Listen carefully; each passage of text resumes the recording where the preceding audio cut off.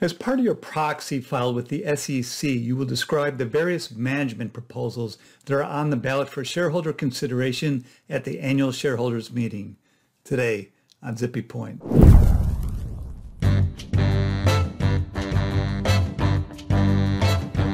I'm Brock Romanek and I'm a big fan of yous. Let's run down some of the basics. The legal requirements. Going to get a little bit into the basics here, real basics. So management proposals are actions proposed by the company for shareholder approval at an annual or a special meeting of shareholders. The management proposals can be either binding or non-binding. They're typically binding.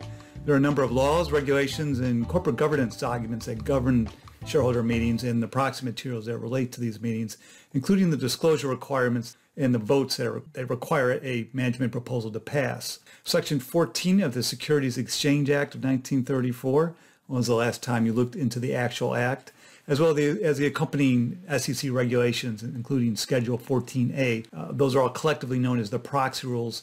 They set forth the disclosure that are required in proxy materials about your management proposals. So proxy materials is a term used aggregately for the proxy statement, the proxy card, and any additional soliciting materials you use to bring in the vote.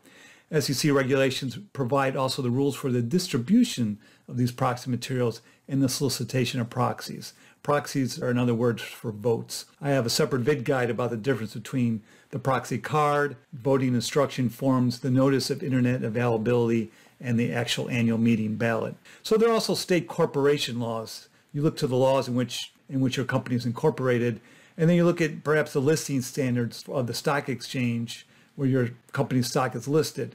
They'll address requirements about whether you need to hold an annual meeting.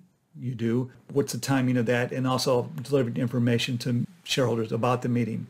Also, don't forget your own corporate governance documents. Your charter and your bylaws will contain provisions relating to shareholder meetings, such as how to set the date for the meeting, the related record date, voting rights of different classes of stock, things like that. These documents, together with state law, will usually determine the voting requirements for a proposal to pass. So let's talk about Schedule 14A. This is the primary source for what you disclose about management proposals in the proxy. Normally, when you're drafting the proxy, you're reviewing various parts of Regulation SK as directed there from Schedule 14A. But when it comes to management proposals, you'll actually be reviewing the items in Schedule 14A itself. Pretty exciting. Schedule 14A requires specific disclosures for the common types of proposals you'll have on the ballots.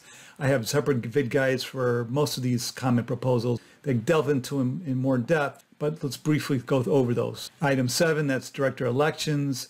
Ratification of independent auditors, that's item 9. And then you also look at item 18, which contains the disclosure requirements for any action being submitted for shareholder approval or ratification that's not actually required to be approved or ratified by shareholders. So the classic example of something being on the ballot that isn't required to be there is ratification of your independent auditor, and see my separate Vid-Guide about why companies put that voluntarily on their ballot. Think obtaining a quorum. If an action doesn't require shareholder approval, like ratification of the auditors, but you put it on the ballot anyways, note that item 18 requires you to disclose what you intend to do if there's a negative vote by shareholders. The adoption of or material amendments to compensation plans, that's item 10. Authorizing shares or modifying or exchanging them, that's items 11 and 12. Amending your charter or bylaws, item 19. Say on pay, item 24, and item 24 also contains the disclosure requirements for say-on frequency votes.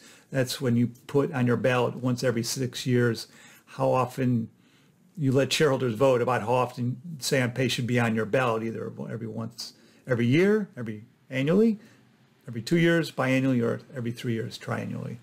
Also, item 24 contains the information you need to know about an advisory vote on golden parachutes, which you need to put on your ballot in connection with the proposed merger or acquisition that needs shareholder approval. Item 21 of Schedule 14A is a biggie. It requires disclosure of each matter to be submitted to shareholder vote, the voting standards. So see my separate Vid-Guide about voting standards disclosure, a link to which is beneath this video.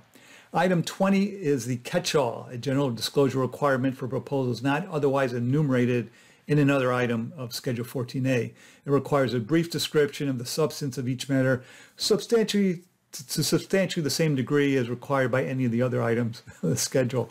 So it kind of like punts and tells you to do it right. I should note that if you're interested, see my separate Vid-Guides about preliminary proxy statements, proxy solicitation efforts, how to get in the vote, and reporting your voting results on an item 5.07 Form 8K.